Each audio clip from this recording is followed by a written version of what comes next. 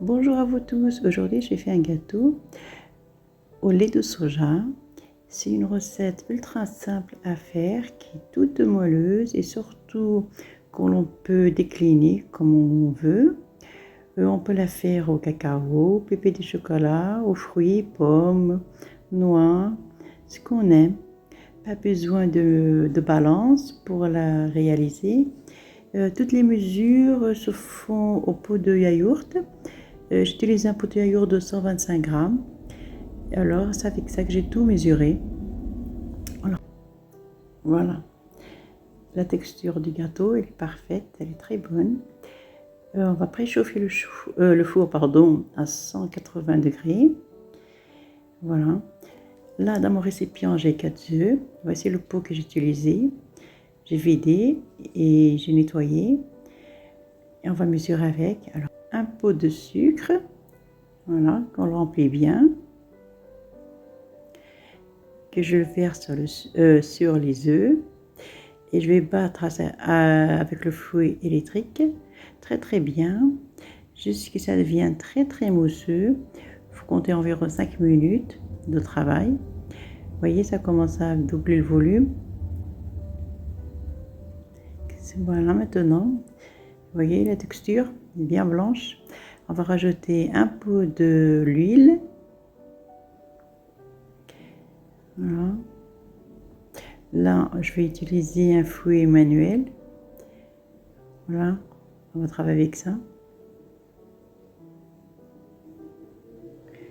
Je rajoute le verre de soja, de lait de soja, pardon. Celui-ci, j'ai utilisé à la vanille. Vous pouvez, si vous ne voulez pas de lait de soja, vous pouvez mettre à la place un verre de lait. Je rajoute les 2 yaourts de caramel. Même les yaourts de caramel, vous pouvez choisir d'autres yaourts différents. Vanille, citron, ce que vous aimez. Vous voyez, l'essentiel, c'est le petit pot qu'on mesure avec. Voilà. Sinon, vous pouvez aromatiser votre gâteau, ce que vous désirez. Là, j'ai utilisé le premier pot de farine. 2. Voilà. Et voilà le 4e.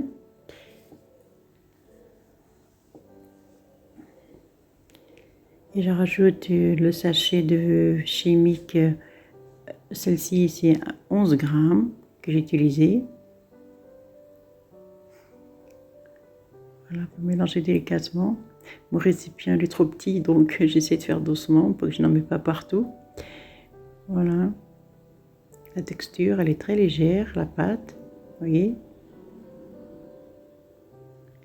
Maintenant, je vais le verser dans un moule que j'ai beurré et fariné.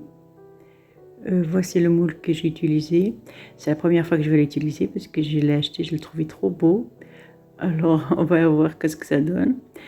Voilà, je verse la pâte, mais je verse pas toute la pâte, je laisse un petit peu.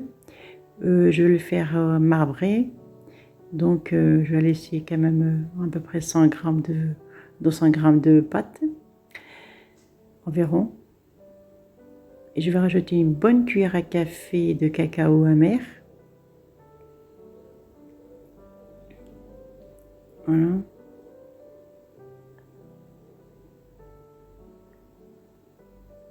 Voilà, que j'ai tamisé bien sûr.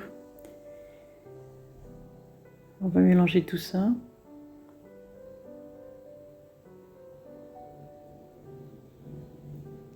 Voilà, bien mélanger le tout. Et environ la cuisson, il faut compter 30 à 40 minutes de cuisson sur le four que vous utilisez, bien sûr, la température pardon, que vous connaissez très bien pour vos gâteaux. Le mien, mon four, c'est 180 degrés. J'ai cuit à peu près 35 minutes. Voilà, après la cuisson, vous vérifiez toujours avant de sortir le gâteau. Vous piquez avec une fourchette, avec un couteau. S'il sort nickel, ça veut dire qu'il est cuit votre gâteau. Voilà, le gâteau, il est bien refroidi. Voilà, il est joli à voir. Là, on peut le décorer ce qu'on veut, mais je le laisse naturel, moi. Je vais couper et je vais voir la texture. Il est très moelleux et très fondant. Vous voyez, à la découpe, c'est facile.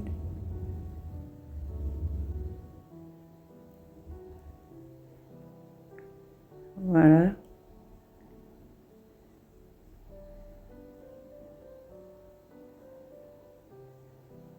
Pratique ce moule.